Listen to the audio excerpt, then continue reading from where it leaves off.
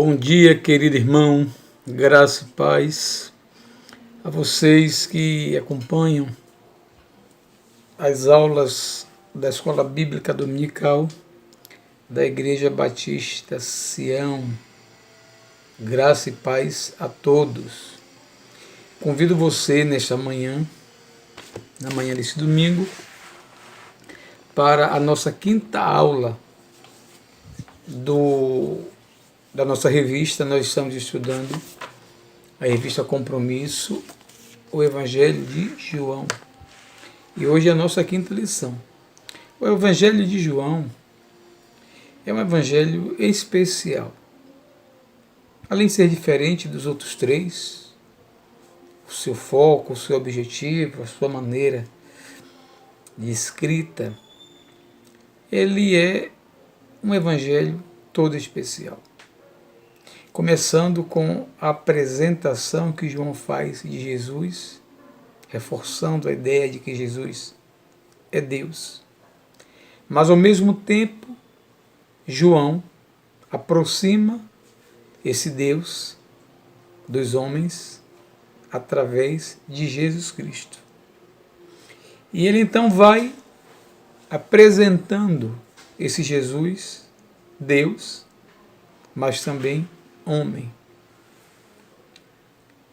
que toma, que assume as nossas dores, que está presente nas boas e más ocasiões. Ele começa citando a presença de Jesus numa festa de casamento.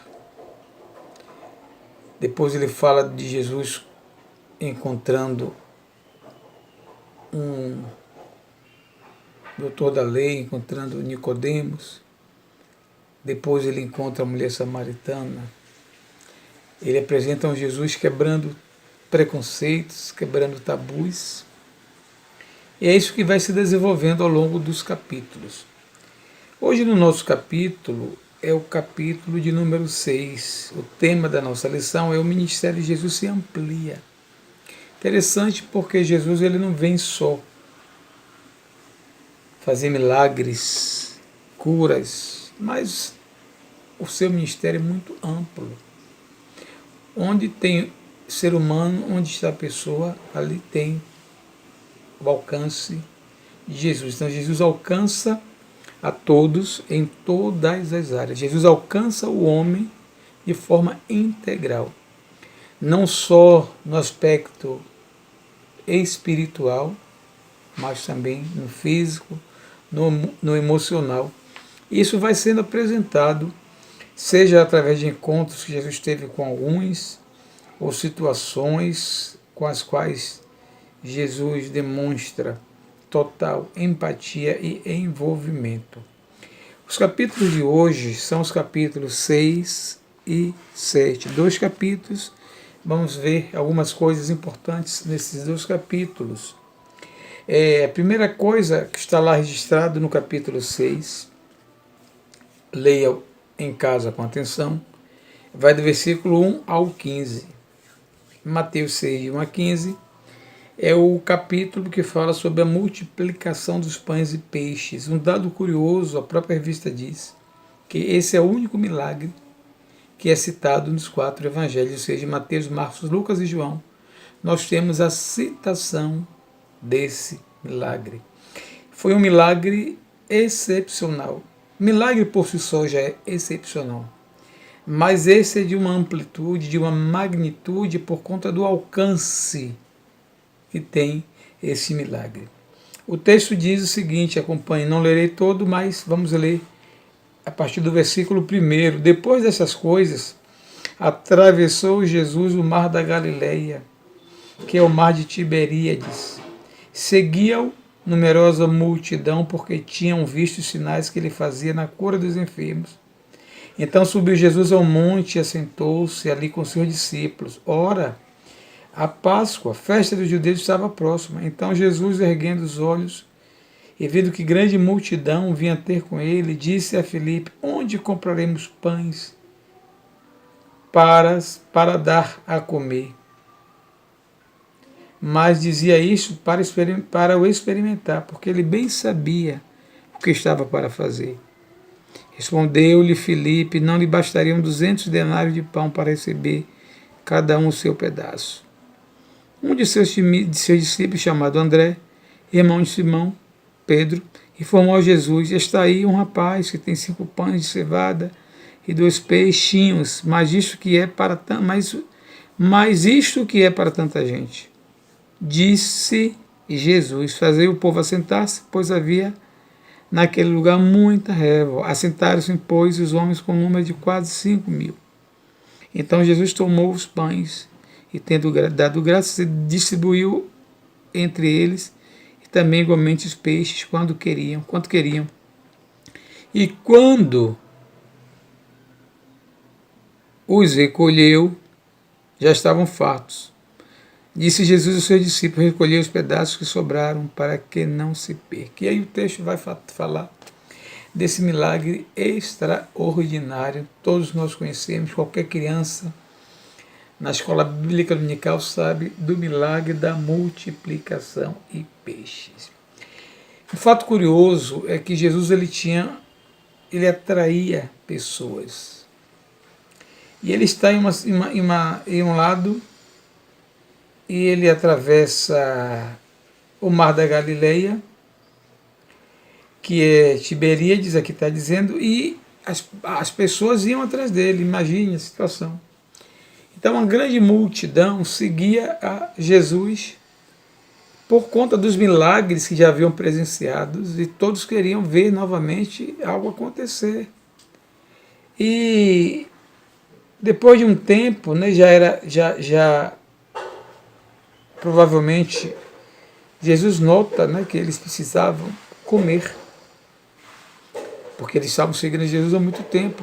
A escassez de alimento naquele tempo era muito grande. As pessoas não se alimentavam como hoje, né? A alimentação era com base na agricultura e de subsistência. Plantava, colhia, comia, pescava, cozinhava, comia. E um dado curioso é que não eram poucas pessoas. Muita gente segue a Jesus. E Jesus então faz uma pergunta aos discípulos, né? Onde compraremos pães para lhes dar a comer? Na verdade, Jesus, não sei se estava meio que querendo saber o que é que os discípulos pensavam, se pensavam simplesmente com os olhos materiais, com os olhos humanos.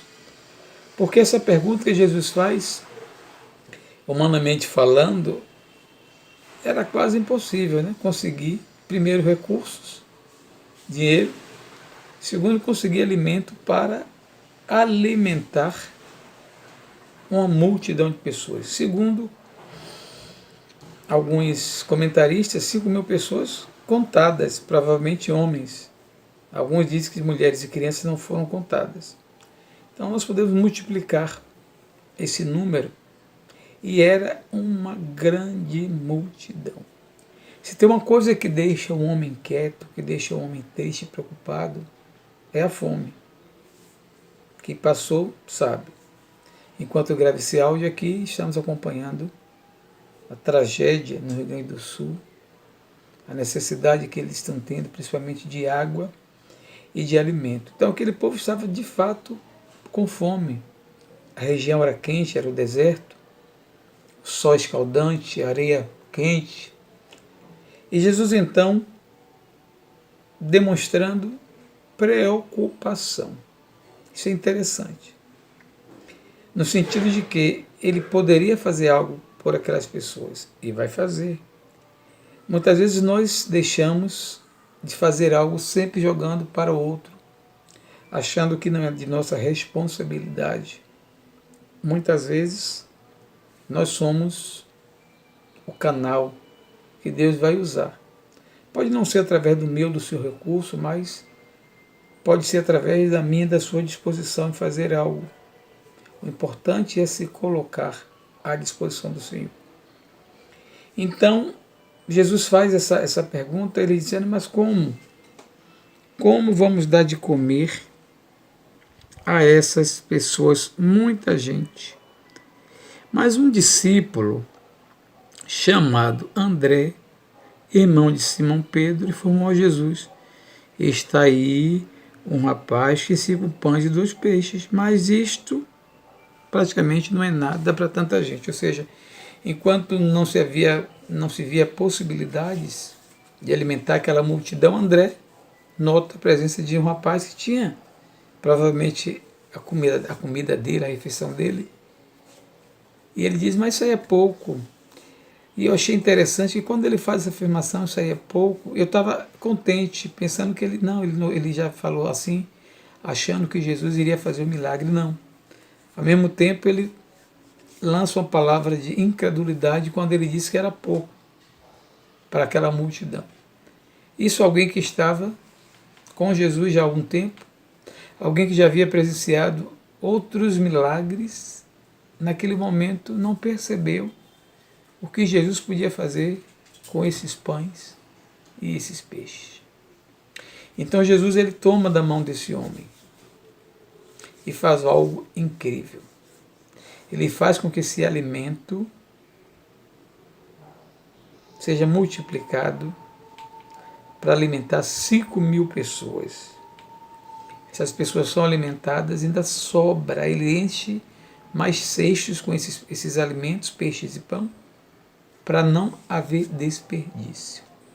E aí tem um fato curioso, uma coisa interessante. Jesus podia, irmãos, providenciar, assim como no deserto o povo se alimentou de codornas, se alimentou do maná. Jesus poderia também pedir para que do céu descesse alimento, pão para aquelas pessoas. Jesus poderia fazer outro milagre para saciar a fome das pessoas.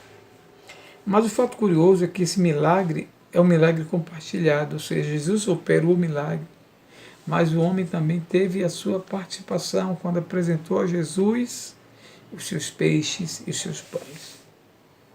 Tiramos aí uma grande lição, não sei nem se está na revista, mas é que Jesus pode fazer muito com o que nós temos nas nossas mãos. O que precisamos é apresentar a Ele aquilo que está em nossas mãos. Pode ser pouco aos nossos olhos, mas um ditado popular que diz: o pouco com Deus é muito. Literalmente. Nesse caso aqui, explicitamente, de poucos pães e poucos peixes, ele fez um grande, extraordinário milagre, alimentando uma multidão. Então esse capítulo 6 começa falando da multiplicação dos peixes. Logo depois, no capítulo 6 ainda, vamos dar um salto, vamos do 19 ao versículo 21, quando temos o seguinte: tendo navegado, isso depois do milagre da multiplicação, tendo navegado uns 25 a 30 estádios, eis que viram Jesus andando por sobre o mar, aproximando-se do barco, e ficaram possuídos de temor. Mas Jesus lhe disse: sou eu, não temais. Então eles de bom grado o receberam, e logo o barco chegou ao seu destino. Aqui nós temos também um outro fenômeno que acontece. Jesus deixa-os sozinhos no barco, e quando atravessa, e de repente Jesus não estava no barco. Jesus vem caminhando em direção a eles, e Jesus não caminha na terra. Interessante. Ele caminha sobre as águas. A impressão que eu tenho é que Jesus cada vez mais vai aumentando o seu nível de majestade, de poder, mostrando aos seus discípulos quem ele era. Os discípulos viram pouco ele multiplicando pães e peixes. Ele agora vê os discípulos veem Jesus andando sobre o mar. Aí nós temos a sequência do relato, mas antes do versículo 16, diz assim: ao desembarcar o dia, seus discípulos desceram para o mar e tomaram um barco, passaram para o outro lado, rumo a Cafarnaum. Já se fazia escuro e Jesus ainda não havia ter com eles. E o mar começava a empolar-se, agitado por vento rígido que soprava. Tendo navegado uns 25, 30 estádios, eis que viram Jesus andando. Então os discípulos já estavam no barco, sem Jesus, esperando Jesus. Eis que vem uma mudança repentina, uma mudança climática, acompanhada de um vento muito forte, colocando o barco em instabilidade. E nesse momento, provavelmente, eles se desesperaram da natureza humana, em meio às lutas, às dificuldades, o desespero. Mas eles não pensaram que Jesus ia aparecer naquele momento andando sobre as águas. E eles são surpreendidos por Jesus, quando Jesus diz: sou eu, não temais. Então eles de bom grado receberam, e logo o barco chegou ao seu destino. Outras lições extraímos desse texto, de que a presença de Jesus é suficiente para acalmar qualquer tempestade na nossa vida. Basta Ele estar presente. Um fato importante é lembrar que não somos isentados da tempestade, não somos isentados dos grandes ventos, dos temporais. Passamos por muitas provas, muitas lutas, mas Ele garante estar conosco. Ainda, diz o salmista, que eu ande pelo vale da sombra da morte. Há momentos na nossa vida que precisamos aprender e entender que mesmo que sejam difíceis os momentos, Ele prometeu estar conosco todos os dias até a consumação dos séculos. Caminhando um pouco, vamos ao capítulo 6, ainda versículo 22. No dia seguinte, após esse episódio, a multidão que ficara do outro lado do mar notou que ali não havia senão um pequeno barco e que Jesus não embarcara nele com os seus discípulos, tendo este partido. Entretanto, outros barquinhos chegaram em Tiberíades, perto do lugar onde comeram o pão, tendo o Senhor dado graça. Quando, pois, viu a multidão que Jesus não estava, nem os seus discípulos, tomaram os barcos e partiram para Cafarnaum à sua procura. Encontrando no outro lado do mar, lhe perguntaram: mestre, quando chegastes aqui? Jesus lhe respondeu: em verdade vos digo que vós me procurais não porque vistes sinais, mas porque comeste dos pães que vos fartastes. Interessante é que essa multidão acompanhava a Jesus, não se dava por satisfeita. Por quê? Eles voltam novamente para o lugar, provavelmente esperando uma repetição do milagre. Eles não encontram Jesus e vão para outro lugar à procura de Jesus. Eles vão a Cafarnaum. E encontrando Jesus, Jesus diz a eles: é verdade, vocês me procuram porque viste sinais. Não porque viste sinais, mas porque comeste dos pães e vos fartastes. Jesus dá uma repreensão àquelas pessoas, dizendo: vocês não estão preocupados e não estão com a fé em mim por conta de quem eu sou, por conta dos milagres que eu realizei, mas vocês estão aqui interessados em se alimentar novamente. Duro, mas é uma realidade nossa. Quantas vezes nós procuramos a Jesus quando nós estamos precisando, sempre quando estamos precisando. Seja na questão da fome física, desemprego, doença, enfermidade, é do ser humano. A gente procura. É uma relação pautada no interesse. Quando está tudo bem, não procuramos. E aqueles homens demonstram justamente esse interesse que nós temos muitas vezes. Um interesse não por Jesus, nem pelo que ele é, mas pelo que ele faz. Apenas pelas suas obras.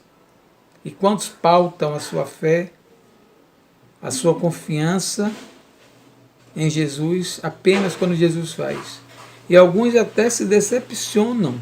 Conheço pessoas que se decepcionam quando não são atendidas nos seus pedidos. Eu lembro de um homem, um testemunho, na verdade um testemunho que ele deu quando ele disse que o seu filho estava doente.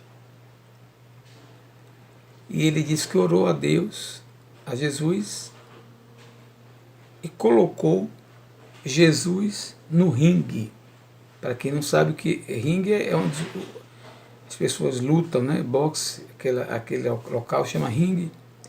E ele disse que ele colocou Jesus no ringue, dizendo a Jesus: o Senhor cura meu filho, ou eu me desvio. E esse mau testemunho até hoje tem me impactado. Eu nunca vi uma oração tão ousada, tão abusiva, abusada, tão audaciosa, como é que um homem, um ser humano, finito, limitado, para não usar outros adjetivos, tem a coragem de falar a Jesus dessa forma. Muitas pessoas nem não falam, mas pensam, agem como se Jesus estivesse a nosso dispor para fazer a nossa vontade. E nós oramos que seja feita a vontade dele em nós. Nós aprendemos que a vontade de Deus é boa, perfeita e agradável. Então preciso, em momentos como esse que os discípulos enfrentaram, ter fé. Às vezes é uma nuvem, é uma luta que você está passando, que eu passo, nós passamos. Olhando para o cenário climático, a gente não vê perspectiva, não vê nada, mudança, melhora. Mas é o momento da gente confiar que a presença de Jesus nos garante segurança, estabilidade. É preciso confiar nele. Então é isso que fala o capítulo de João, do versículos 22 ao versículo 58. Do versículo 60 ao 71,